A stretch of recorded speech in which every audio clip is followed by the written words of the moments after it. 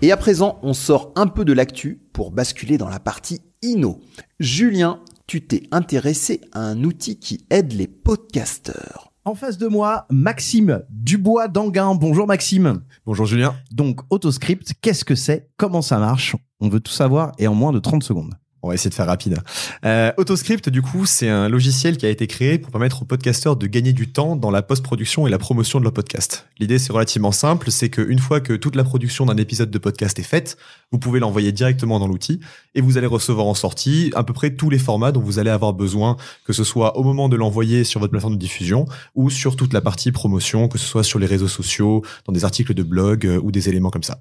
En quoi c'est différent de ce qu'on peut trouver du côté de la concurrence? Je pense notamment aux produits que met sur le marché Ocha, notamment avec ses aides SEO. Voilà, c'est où se situe ton module par rapport à ça? En fait, il y a effectivement pas mal de concurrents. Alors Ocha n'est pas forcément le plus gros parce que leur cœur de métier reste sur la diffusion des podcasts. Les plus gros sont surtout des solutions américaines pour la plupart d'entre eux. Mais en réalité, il y en a aucune d'entre elles qui a vraiment pris le parti de se limiter de créateurs de contenu à vraiment podcasteurs. C'est vraiment l'objectif que moi je me suis fixé avec Autoscript. Okay. C'est d'arriver à avoir un packaging qui soit complet, spécifique podcasteur, où vous envoyez l'épisode et vous avez absolument tout exactement pour votre cas d'usage. Je ne m'adresse pas aux youtubeurs, je ne m'adresse pas à des journalistes ou autres, c'est réellement aux podcasteurs que je m'adresse. Alors concrètement, comment ça marche? Par exemple, là, imaginons, j'ai l'épisode entier du mois dernier des Ondes Vocast, donc je le drag and drop dans le logiciel. C'est en ligne, hein, on est d'accord, hein? La plateforme est totalement accessible en ligne à app.autoscript.fr. Ok, donc je le drag and drop et qu'est-ce qui se passe après? Ça mouline un peu et puis Exactement, tout simplement. Tu vas pouvoir le rattacher à un podcast si tu as déjà renseigné les informations dedans. Tu as 2-3 configurations également qui vont être là. Et pour parler un petit peu du coup de comment ça fonctionne techniquement, d'abord l'outil va commencer par faire une transcription complète. Donc, c'est-à-dire qu'on va vraiment reprendre tous les propos qui ont été prononcés et essayer également de récupérer quels vont être les différents interlocuteurs qui vont parler à différents moments.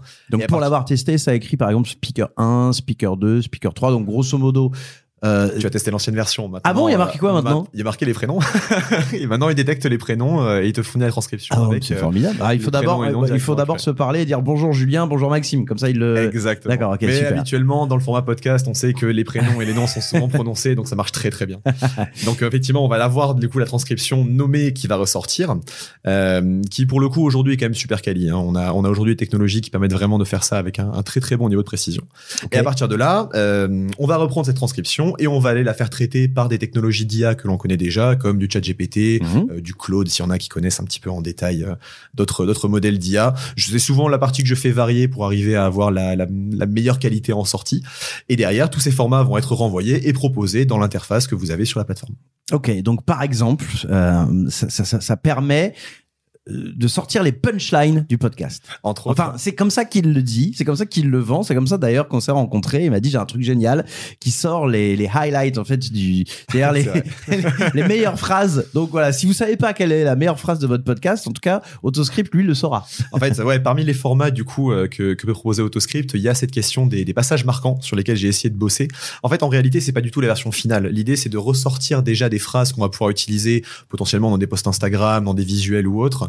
Mais surtout pour moi, c'est le point de départ qu'aujourd'hui j'utilise pour aller sortir également du format vidéo. Et comment il le sait alors que c'est une intelligence? Alors certes, elle peut être intelligente comme son nom, mais elle reste artificielle comme c'est aussi son nom. Comment elle sait si c'est intéressant? C'est quoi? C'est la tonalité de la voix? C'est l'implication qu'on y met? C'est les mots? Peut-être parce que c'est des mots étonnants, genre... On va être plus proche de ça. Ça va vous étonner.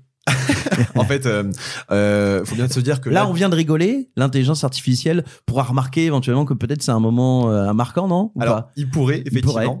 Il y a différentes façons de le faire, mais moi, du coup, je pars quand même souvent du texte. Donc déjà, effectivement, toute la question du ton de voix, des éclats de rire ou autre, ça va être des choses qui vont être moins simples à repérer.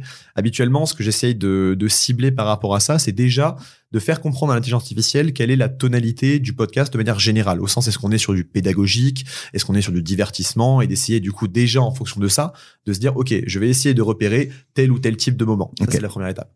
Deuxième étape, du coup, simplement, une fois qu'on a déterminé quel était le type de podcast ou de format de podcast sur lequel on était, on va du coup aller chercher plus spécifiquement les phrases en fonction de ce qu'on cherche. Typiquement, si c'est par du rire, ça peut être des moments où on va avoir des pauses, etc. ou quoi, parce qu'on sait qu'il y a du rire qui va être mis derrière. Si on est sur du pédagogique, on va plutôt jouer sur le poids sémantique d'une phrase.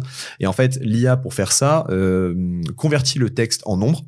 et fait des produits vectoriels. Je rentre pas dans le détail, mais c'est globalement l'idée. Ça va être du coup en faisant un produit vectoriel. Alors là, faut se souvenir des vieux cours de maths quand on était au lycée, hein, mais c'était du coup ces notions de vecteurs avec des chiffres marqués en colonne qui vont se rapprocher d'autres chiffres en colonne, et en faisant un produit vectoriel, comme on appelle ça, on est en mesure de déterminer quels vont être les nombres qui vont devoir ressortir derrière, et en fait à ces nombres on refait correspondre du texte. Donc c'est texte, nombre, on fait un produit vectoriel, on a d'autres nombres qui sortent et on ressort du texte. Fascinant. Et c'est comme ça du coup qu'il arrive à voir par rapport à ma requête, quand je demande par exemple, alors si on prend l'exemple du coup d'un moment marquant, la question marquant, du coup, ça va être, ok, si c'est marquant, ça veut dire que je dois chercher des éléments qui sont liés à beaucoup d'autres, du coup, dans le podcast, ou qui vont entraîner des gros changements dans le sujet ou dans le ton, etc. Et en faisant ces petits produits avec ces nombres, il va être en mesure de les ressortir. Alors les podcasteurs, mais nous, on a beaucoup de gens qui nous écoutent qui sont aussi du milieu de la radio. Donc, effectivement, ceux qui nous écoutent et qui sont directeurs d'antenne de radio en ce moment, si vous avez envie de mettre en avant aussi les extraits des émissions qui sont passées à l'antenne, je sais pas, les interviews par exemple d'artistes, ça c'est vraiment top, quoi. Très bien, les interviews, oui. En fait, alors c'est pas normalement l'usage principal de l'outil, mais j'ai quelques collègues justement qui avaient des interviews à passer là-dedans. Ça marche extrêmement bien également avec ça. Et de toute façon, ça reste une solution qui continue de grandir. Il faut vraiment pas hésiter, si vous sentez qu'il y a un potentiel, même si vous avez quelque chose d'un peu plus particulier que le podcast ou autre, à venir m'en parler. Je suis vraiment en mesure de proposer une grande variété de choses quand même. Maxime Dubois d'Anguin, merci beaucoup. Très plaisant de discuter podcast et solutions intelligence artificielle. On en discute souvent dans des ondes Vocast parce que voilà, c'est quand même aujourd'hui le clonage de voix, l'aide à la programmation musicale, c'est l'actualité. Et donc, pour une fois, on en parlait aussi, mais version podcast. Donc, les informations évidemment dans la description de cet épisode. Et puis, sinon, c'est très simple. Autoscript, tout simplement, et .fr, parce que on est en France et à Toulouse. Merci Maxime. Des ondes Vocast.